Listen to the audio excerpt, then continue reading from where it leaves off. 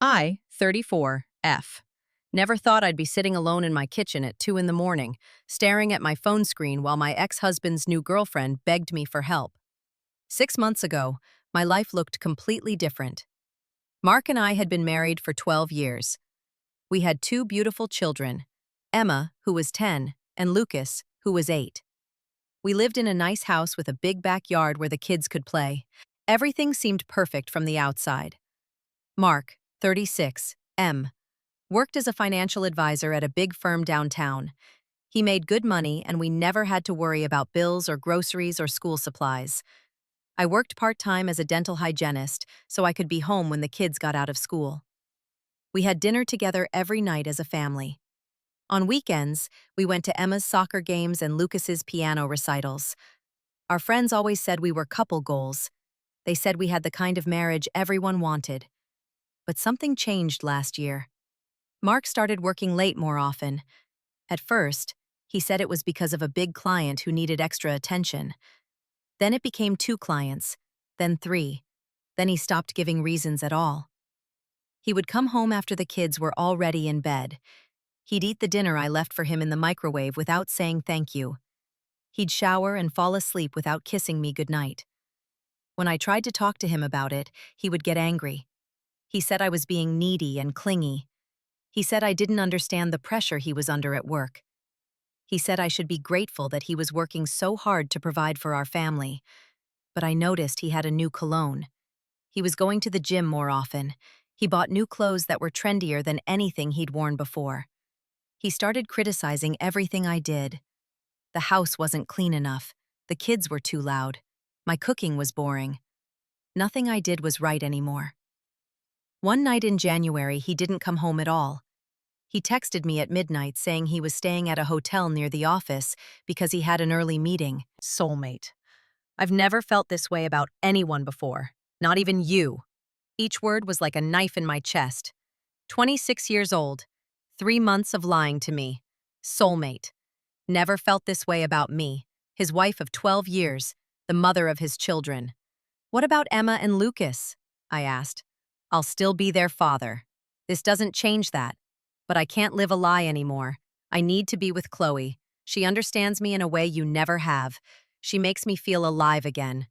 With her, I'm not just a boring suburban dad. I'm the man I was always meant to be. He moved out that same day.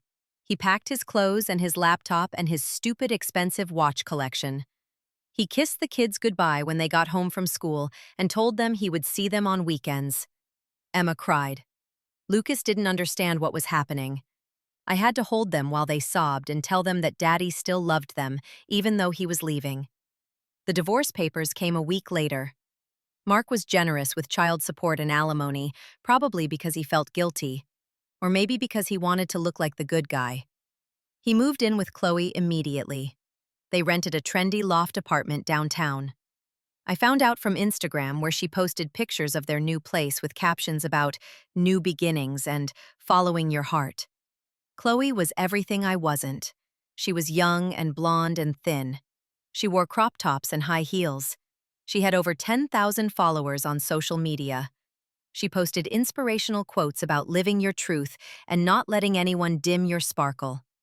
She posted selfies with Mark where he looked happier than I'd seen him in years. They went to expensive restaurants and took weekend trips to wine country. They joined a rock climbing gym together. They adopted a French bulldog and named it Gatsby. Meanwhile, I was trying to hold my life together. I had to tell our friends and family that Mark had left me for a younger woman. I had to see the pity in their eyes. I had to listen to them say things like, "He'll regret it," and, "Like, you two are so cute together," and "Love wins," as if our 12-year marriage and 2 children meant nothing. Mark's parents were horrified at first. His mother called me crying, saying she couldn't believe her son would do this. But after Mark brought Chloe to meet them, their tune changed.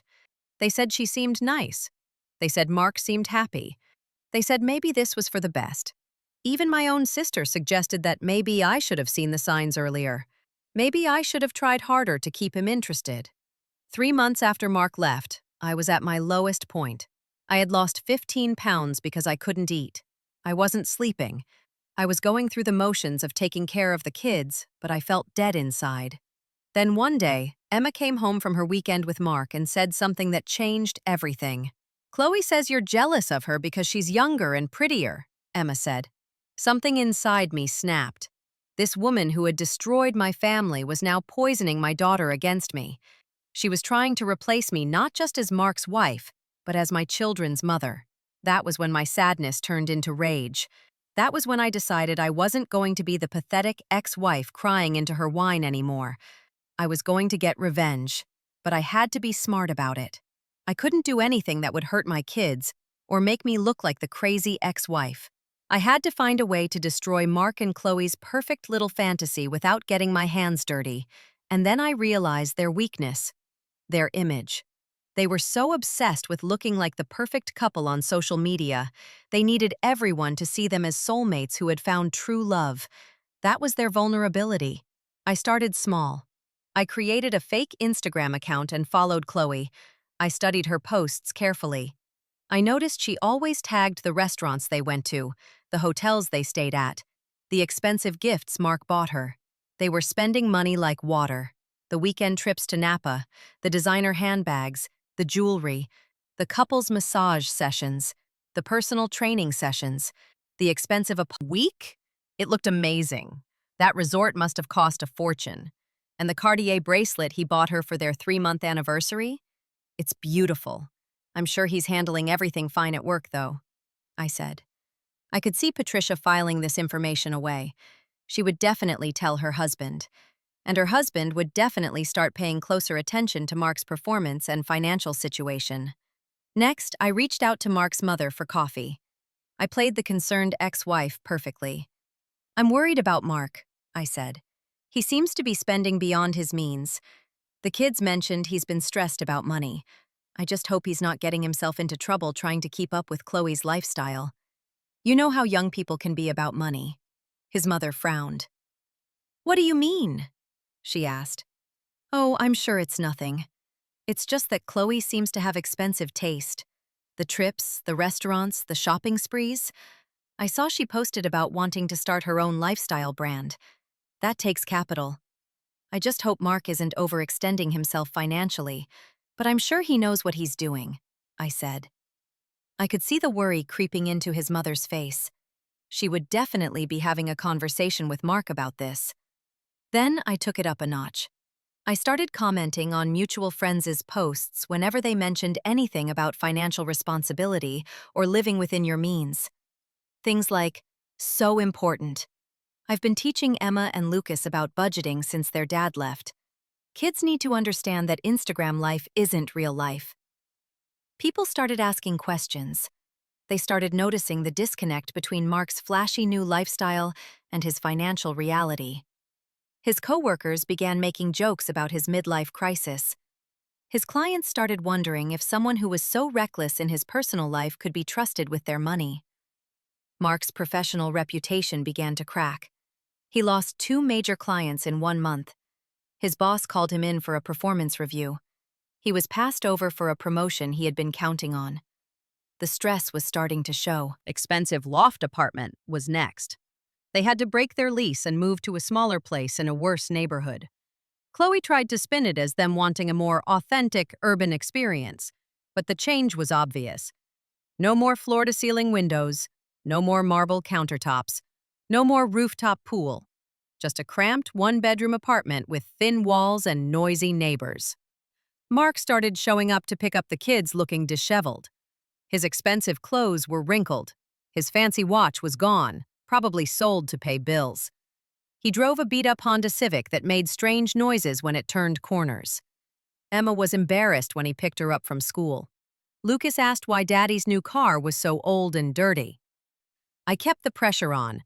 I made sure everyone knew about every financial mistake Mark made. When he bounced a check for Emma's school field trip, I mentioned it casually to the other moms. When he was late with child support, I let it slip to his sister. When he had to borrow money from his parents to pay rent, I made sure his coworkers found out through the grapevine. The relationship between Mark and Chloe started deteriorating fast.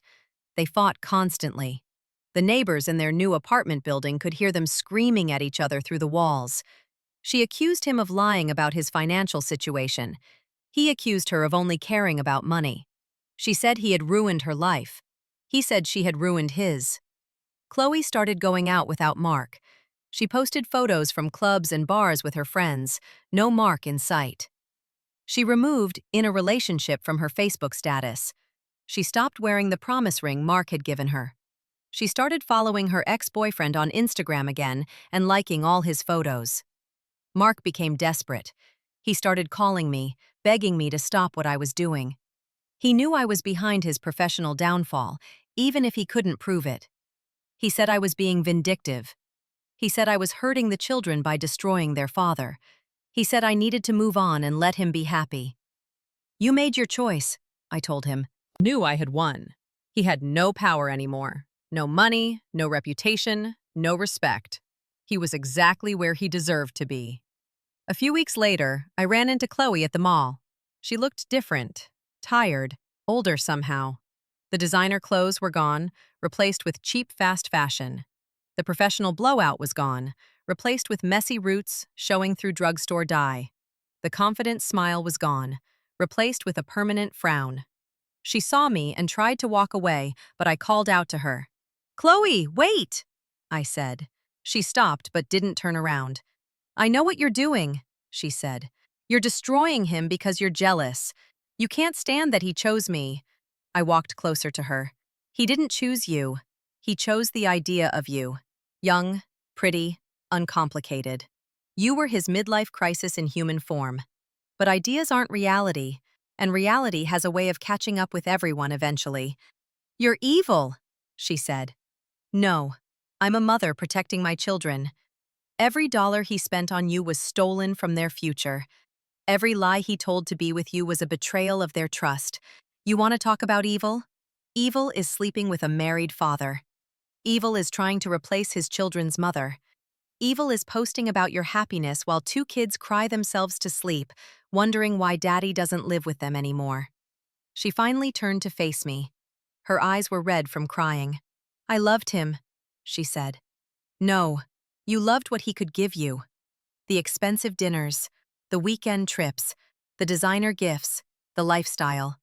You loved the image of being with a successful older man, but when the money ran out and the image cracked, where was your love then?" I asked. She didn't answer. "Let me guess," I continued. "You're already looking for your next victim. Another married man with a good job and a midlife crisis. Another family to destroy. Another woman's life to ruin. Because that's who you are, Chloe. You're a parasite. Town and start over somewhere else. And even then, the internet is forever. Your name will always be associated with being a homewrecker." She started crying harder. "This isn't fair," she said. "Fair? Was it fair when you slept with my husband? Was it fair when you posted pictures of your happiness while my children suffered? Was it fair when you tried to turn my daughter against me? You want to talk about fair?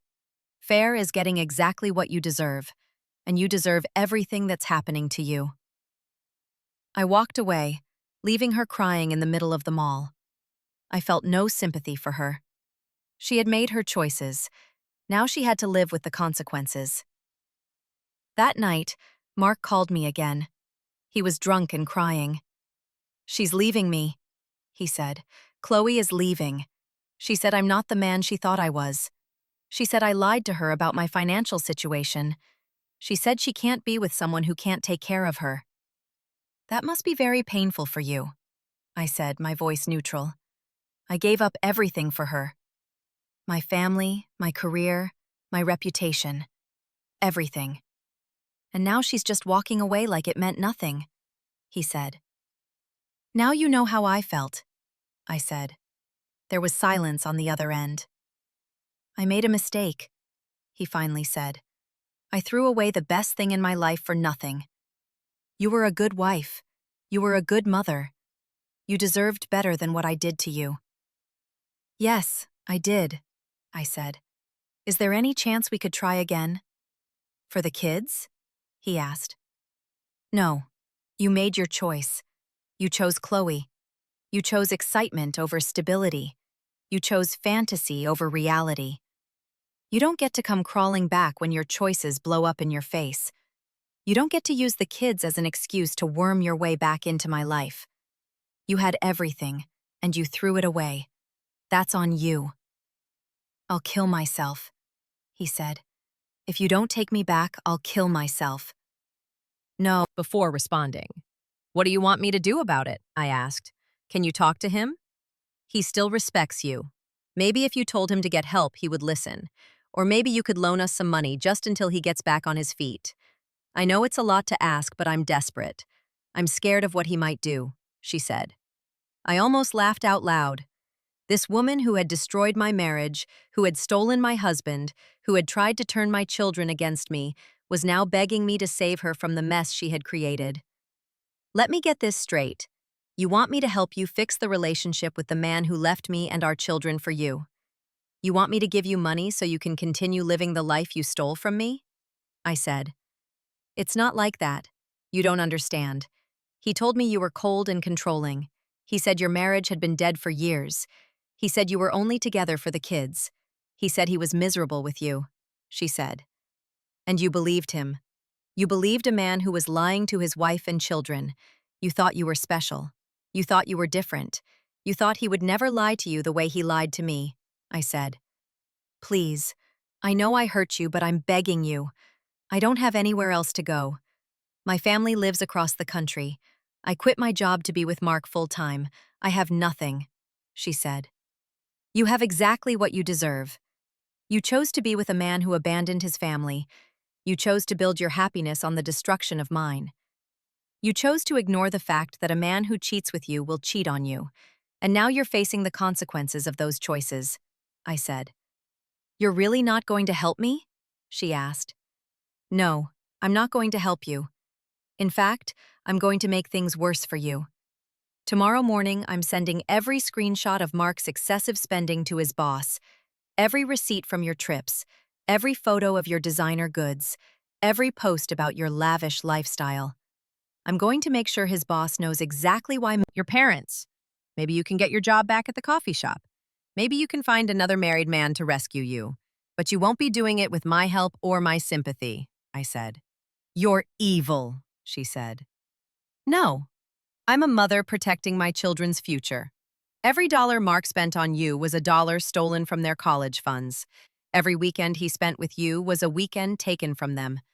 Every lie he told to be with you was a betrayal of their trust. You want to talk about evil? Evil is sleeping with a married father and then trying to replace his children's mother. Evil is posting about your happiness while two kids cry themselves to sleep wondering why daddy left. Evil is calling me for help after you destroyed everything I built, I said. She hung up without saying goodbye. The next morning, I followed through on my promise. I sent everything to Mark's boss. The receipts from five-star hotels, the charges for $1,000 dinners, the photos of Chloe's new jewelry and handbags, the timeline showing how Mark's performance declined as his spending increased. I sent the same package to his parents with a note explaining that I was concerned about Mark's financial situation and its impact on our children's future. By noon, Mark was calling me frantically. What did you do? He asked. I told the truth, I said. You've ruined everything. My boss suspended me pending an investigation. My parents are threatening to write me out of their will. Chloe left. She packed her things and disappeared while I was at work, he said. That's unfortunate, I said. This is your fault. You did this out of jealousy. You couldn't stand to see me happy, he said. No, Mark. You did this. You made every choice that led to this moment. You chose to cheat. You chose to leave your family. You chose to live beyond your means. You chose to lie to everyone around you. You chose to prioritize your 26-year-old girlfriend over your children's future. All I did was make sure everyone knew about your choices, I said. I'll fight you at Mother's house this weekend. You can see them there if you're sober and presentable. If not, don't bother coming, I said. I hung up and blocked his number. Over the next few weeks, the full extent of Mark's downfall became clear. He was fired from his job for misuse of company credit cards. Apparently, he had been charging personal expenses as business expenses to keep up with Chloe's demands. His parents refused to bail him out, saying he needed to learn from his mistakes. His friends distanced themselves, not wanting to be associated with the scandal. Chloe disappeared completely. She deleted all their photos together from social media. She removed any trace of their relationship from her profiles. It was like their great love story had never existed. I heard through mutual friends that she had moved to Los Angeles to pursue her lifestyle brand dreams. She was already dating some cryptocurrency entrepreneur who was 10 years older than Mark. Mark ended up moving into a shabby apartment on the wrong side of town. He got a job at a small accounting firm making half of what he used to make. He could barely afford his child support payments. He saw the kids every other weekend, but even that was inconsistent. Sometimes he would cancel at the last minute, saying he had to work or wasn't feeling well. The kids stopped asking when they would see Daddy. Emma's grades improved once the drama settled down. She stopped crying at school. She joined the debate team and discovered she was really good at arguing. I wondered where she got that from. Lucas stopped having nightmares. He made friends with a boy down the street who also had divorced parents. They would play video games and ride bikes and do all the things 8-year-old boys should do without worrying about adult problems. I started seeing a therapist to work through my anger and trust issues. She helped me realize that my revenge, while satisfying, was really about reclaiming my power. Mark had made me feel worthless, replaceable, unlovable. By exposing his lies and letting him face the consequences, I had taken back control of my narrative. I wasn't the pathetic Is better without him, she said. I smiled politely and changed the subject, but inside I felt vindicated. Mark hadn't just betrayed me. He had been living a lie in every aspect of his life, and eventually, lies have a way of catching up with you. A year after Mark left, I got another call from an unknown number. This time, it was Mark's mother. "I owe you an apology," she said. "For what?" I asked. "For not supporting you more when Mark left. For suggesting that maybe Chloe was good for him. For believing his lies about your marriage being dead. I should have known better. You were a wonderful wife and you're an amazing mother. Mark is a fool for throwing that away," she said. "Thank you. That means a lot," I said. "He's miserable, you know. He calls me crying about how he ruined his life. He says leaving you was the biggest mistake he ever made. He wants to know if there's any chance you would take him back," she said. "No, there's no chance. Mark made his choice. He chose Chloe. He chose excitement over stability. He chose fantasy over reality. He chose himself over his family. I could never trust him again. More importantly, I don't want him back. I've built a new life without him, and it's better than the old one ever was," I said. "I understand. For what it's worth, I'm proud of how you've handled everything. You could have been bitter and vengeful, but instead you just let Mark face the natural consequences of his actions," she said.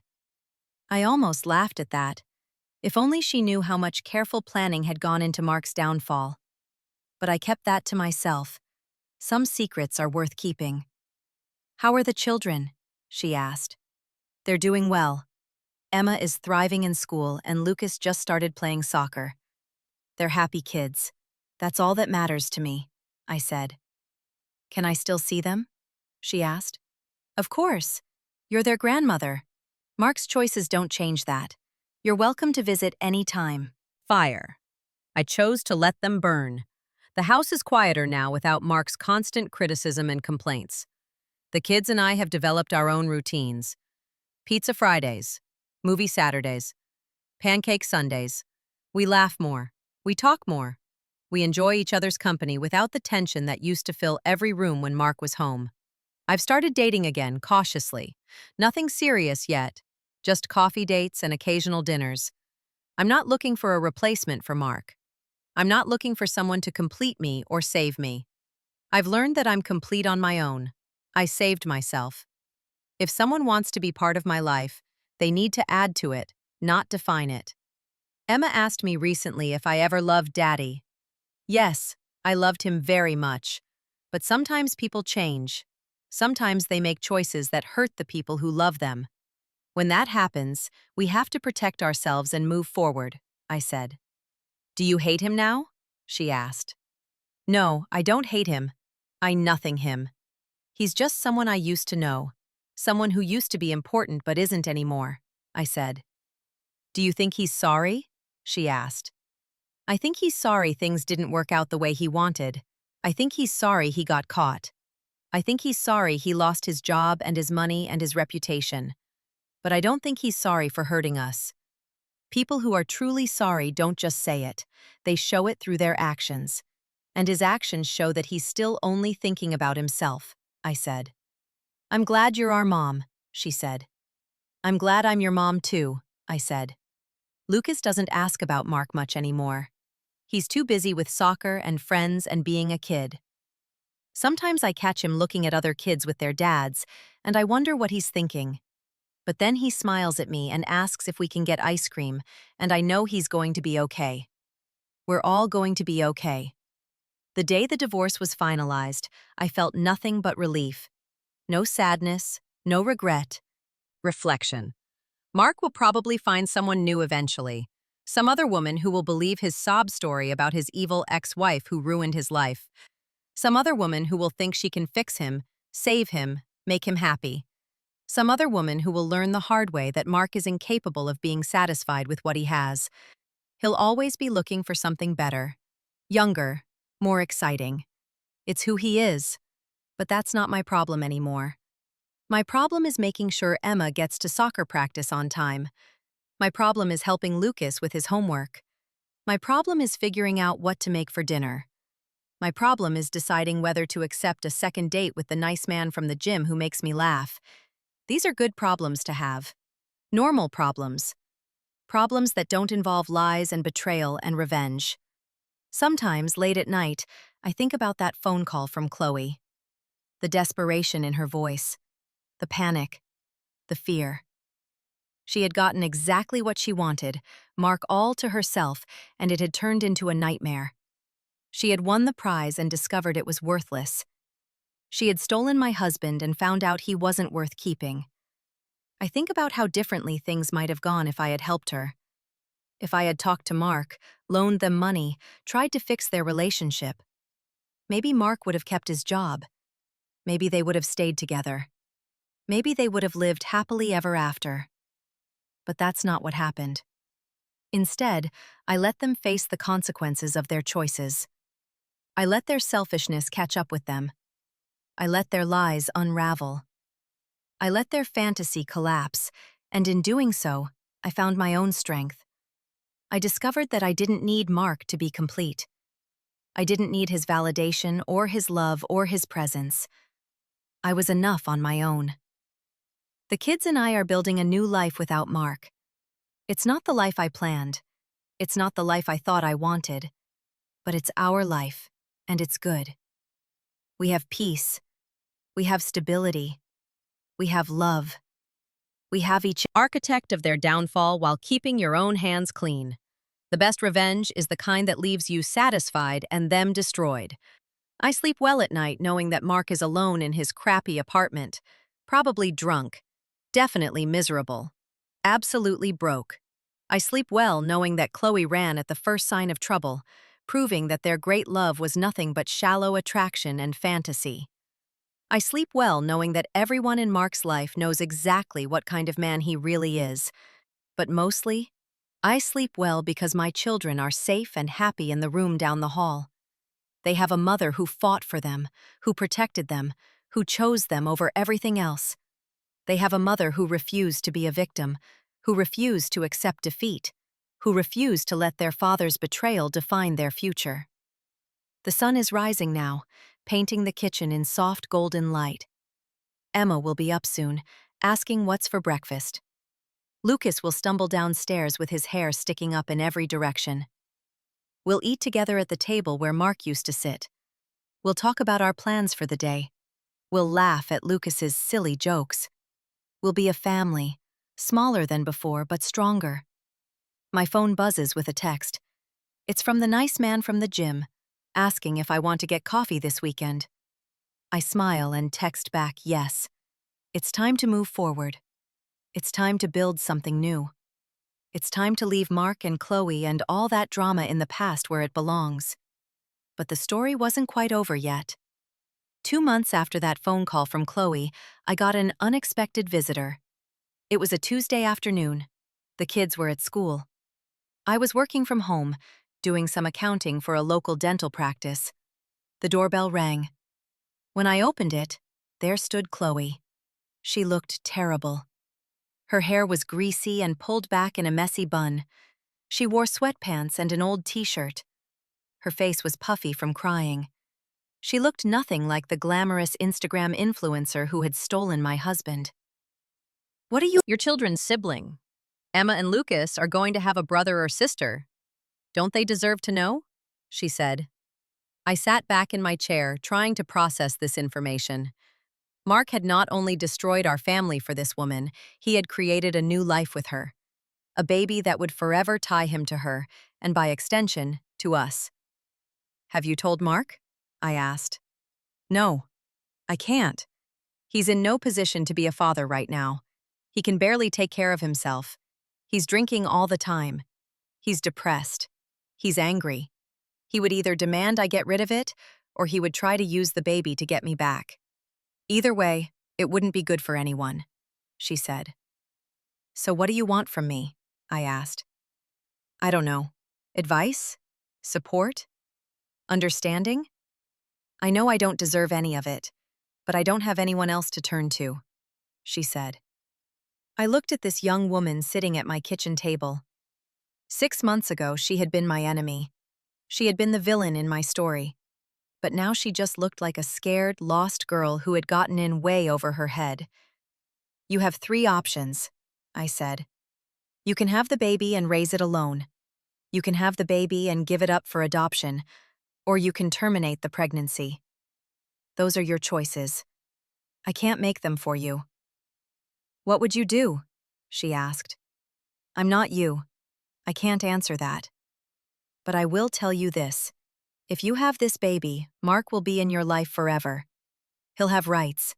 He'll have responsibilities. He'll have access. You'll never be free of him. Your child will grow up with a father who abandoned his first family for you. Your child will grow up knowing they were conceived during an affair that destroyed a marriage. That's a heavy burden for a child to carry, I said. She started crying again.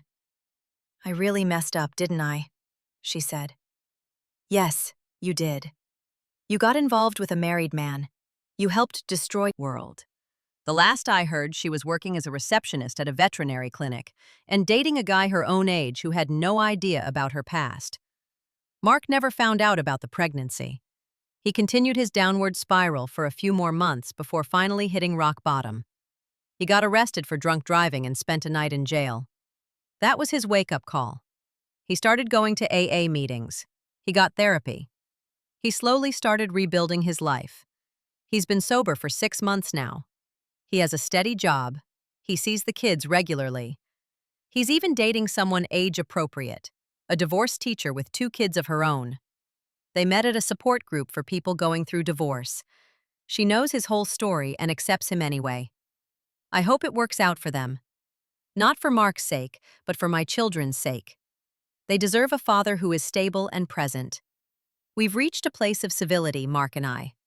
We can have conversations about the kids without it turning into a fight. We can sit next to each other at school events without tension. We can even laugh at old memories sometimes. We're not friends. We'll never be friends. But we're co-parents, and that's enough. Emma is 13 now. She's beautiful and smart and fierce. She looks like me but has Mark's stubborn streak. She still remembers when her father left, but she's processed it in therapy and come out stronger. She says she learned an important lesson about not accepting less than you deserve in a relationship. She says she'll never let anyone treat her the way Mark treated me. Lucas is 11. He's sweet and funny and athletic. He looks like Mark but has my gentle nature. He doesn't remember much about when his parents were together. To him, having divorced parents is just normal. He loves his father, but he's also wary of him. He once told me he never wants to hurt anyone the way Daddy hurt me. That broke my heart and made me proud at the same time. I'm in a relationship now. His name is David. He's a widower with one daughter. We met at a grief support group and mother, but she had no idea how strong she really was. She had never been tested. The woman I am now is different. She's tougher and smarter. She knows that love isn't enough without respect and loyalty. She knows that some people will hurt you if you let them. She knows how to protect herself and her children. She knows her own worth and won't accept less than she deserves. I wouldn't wish what happened to me on anyone. The pain of betrayal, the humiliation of being left for a younger woman, the struggle of single parenthood, the work of rebuilding a life from scratch. It was the hardest thing I've ever been through. But I also wouldn't change it, because going through that fire forged me into someone stronger. It taught me that I could survive anything. It showed me that I could fight back and win. It proved that I didn't need a man to complete me. I was whole on my own. Mark and Chloe thought they were writing a love story. They thought they were the heroes of their own romance novel. They thought their love was worth any price, even the destruction of a family. They were wrong. They were actually writing a cautionary tale, a story about selfishness and consequences, a story about how lies always come to light, a story about how karma has a way of catching up with you, a story about how the people you hurt might be stronger than you think.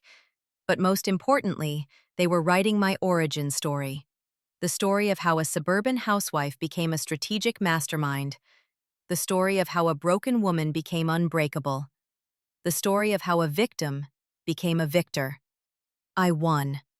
Not because Mark came crawling back, not because Chloe apologized, not because everyone saw them for who they really were. I won because I refused to let them destroy me. I won because I protected my children. I won because I rebuilt my life on my own terms. I won because I found happiness again. Real happiness, not the fake social media kind. My revenge was complete. Not just the careful destruction of Mark's reputation and finances, not just